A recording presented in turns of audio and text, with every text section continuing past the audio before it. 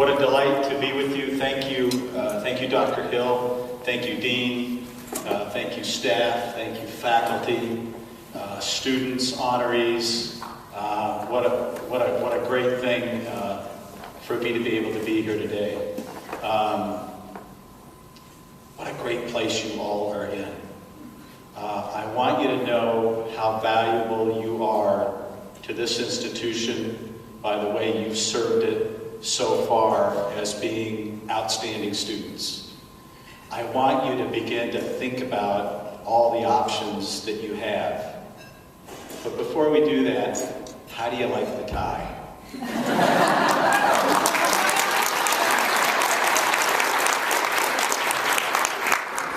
It's part of the brand. It's part of my brand.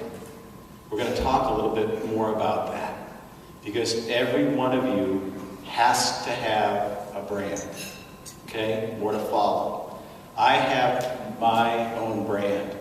Part of my brand is being a bit, maybe too much absorbed in my wardrobe because it's part of who I am.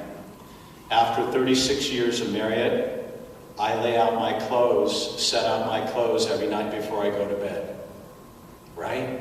Because I want to look a certain way, and I'm so darn excited about going to work in my 37th year that I don't want to fool around and waste time and think about what I'm going to wear when I get up in the morning.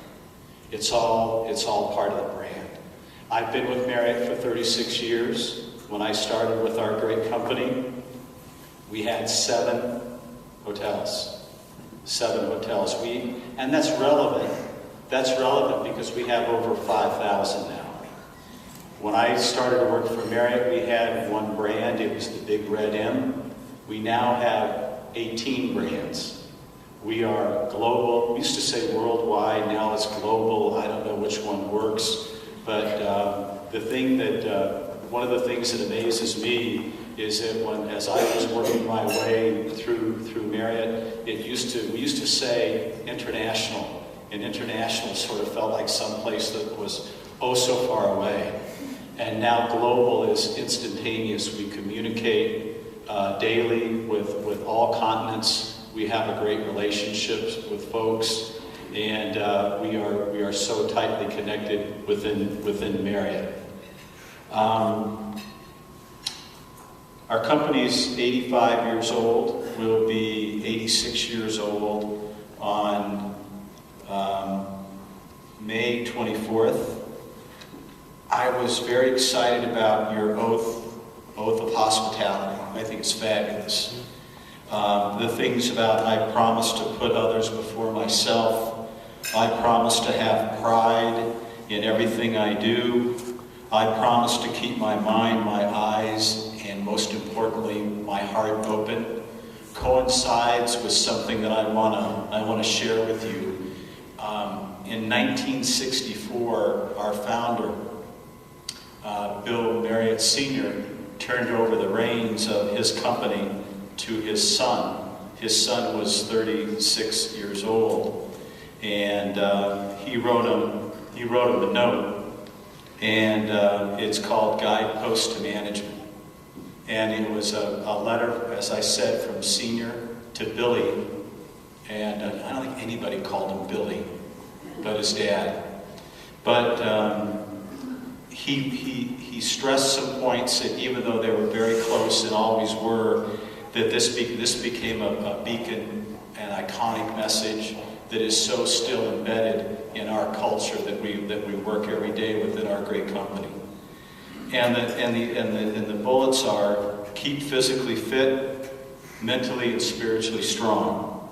Guard your habits, bad ones will destroy you. Pray about every difficult problem. Study and follow professional management principles. Apply them logically and practically to your organization. People are number one. People are number one. And people are number one. Their development, loyalty, interest, and team spirit. Decisions. People grow by making decisions and assuming responsibility for them.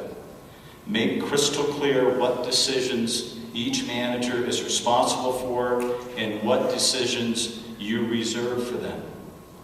Have all the facts and counsel as necessary, then decide and stick to it. Criticism. Don't criticize people, but make a fair appraisal of their qualifications and their supervisor only, or someone assigned to do this. Remember, anything you say about someone may, and usually always does, get back to them. There are very few secrets, ladies and gentlemen. See the good in people and try to develop those qualities. Inefficiency, if it can't be overcome and an employee is obviously incapable of the job, find a job that they can do or terminate and do it quickly. Manage your time, short conversations, to the point, make every minute on the job count, work fewer hours. Some of us waste half of the time when we're here.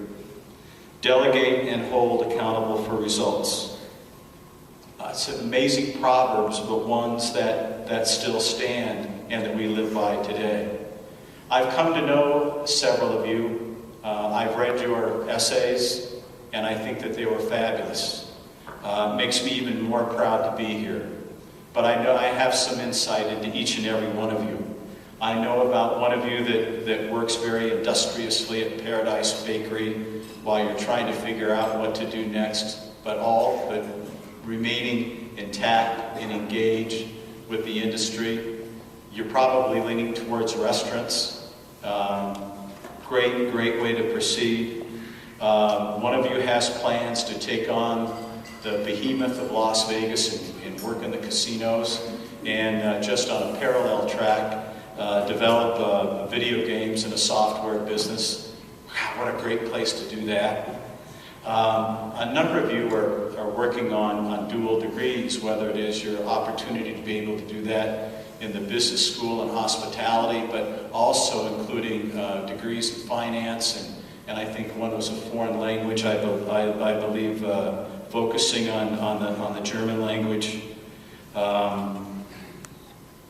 Another one of you is really dedicated to the hospitality field and really wants to get involved in human resources. There are so many different opportunities for you when you graduate. I know that you're putting a lot of pressure on yourself. My rules of the road is that you really have to focus on whatever you decide to do. That if you go to work for yourself, promise that you're going to take great care of yourself. If you go to work in restaurants or you go to work for a hotel company, you really have to work for a company that will step up and know who you are and consider what your needs are professionally and personally, and make sure that they take great care of you. Because what you do, ladies and gentlemen, when you get out in the workforce is demanding and daunting. I know there are locks on restaurant doors, but there are no locks on hotel front doors. They're open 7 days a week, 24 hours a day. My father owned a service station, a Chevron service station in Phoenix that he operated for 57 years. He worked 6 days a week. And when I left him and went to school and I was hired on to work for Marriott, and I was reporting into Dad about how excited I was that I was working in the hotel business, and I was telling him, when are you off? And I said, well, I'm not sure yet. It's coming. I know I'm going to have a day off. And he said, well, Steve, he said, you're working a lot of B shifts. And I said, well, Pop, what's a B shift? And he said, well, you got to be there in the morning, you got to be there in the morning, and you got to be there at night. So it's really important that as you move ahead, that you, no matter whether you work for yourself or whoever you work for, that company has a very high regard for who you are and who you are and what it is exactly that you want to accomplish. Branding. There are 1,034 people that work at the JW Marriott Desert Ridge. They know the first place that I go to after I drive to the resort every day and put away my wallet and my keys is I spend no time in the office, but I head out and go on foot patrol because I can't wait to see everybody that's working and checking on the events. I don't deviate. I go directly to the restaurant, to our Blue Sage restaurant, and I look at the, anybody want to guess? I look at the hash browns. I don't eat them. I look at it. I got myself in harm's way with our founder by serving him blonde hash browns 36 years ago. I was working the breakfast shift and he went through the buffet and he gave me one of those.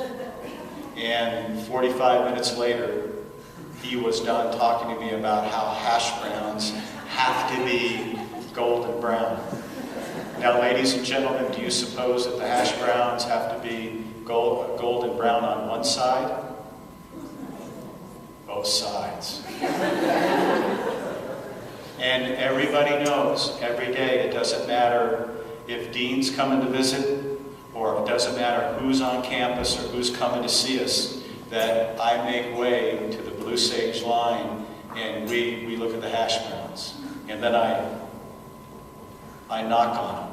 Because if you don't knock on one or two, you don't know if they're cooked all the way through. And you know what? Our hash browns in my hotels that I look after are stunning. And everything flows from that. But whether it's a bow tie, or whether it's your hash browns, or another ingredient that we have at our hotel, is that starting with our orientation of our associates to the folks that have been there all throughout, they know that they can't walk by me and not make eye contact. They know that they can't walk by me and that I won't wink, nod, or say hello. The winking or the nodding only occurs if I'm with someone. They also know that if I ever walk by them, and it doesn't matter how many times our paths cross during the day, that if I ever walk by them and I don't wink, nod, or say hello, that they can stop me on a dime and I'll give them $100. And you know that place can get a little squirrely sometimes. Some days it's just 2 clowns short of a circus. But in almost 10.5 years of operating that resort, I've never had to pay up once. Because, ladies and gentlemen, it's my brand. I know that every time I look at every one of my associates and I look in their eyes, it's like I know how they're doing, right? They can look in mine and know how I'm doing. And so little of what we do is about the building. It's all about what we do to take great care of each other. And the best way that we can run brilliant businesses in 18 brands is to make sure that we always go back to our roots and the foundations of our culture that says no matter what, we're going to take excellent care of each other so that we can go out and grow and prosper and meet our individual needs and also do great things for our guests. And they'll keep coming back and back and back. It sounds simple. It plays out just a little bit more difficult than that. But that's my brand. I have a lot to do in my job. I wouldn't give up what I do with Northern Arizona University for anything. It's not because I'm an academia nut. You know, it's not because I could get up and ever really do what this wonderful faculty and staff does. But the truth is, the reality is that I work and serve alongside so many tremendous people that have come through this institution that I'm thinking, I gotta give something back. I've got to support this institution that provides so many tremendous people that work and serve in Marriott and that work with us every day and do such a terrific job. Okay? Here's my cell phone number. Write it down. Not faculty and staff. But you honorees, so I want you to write down my cell phone number.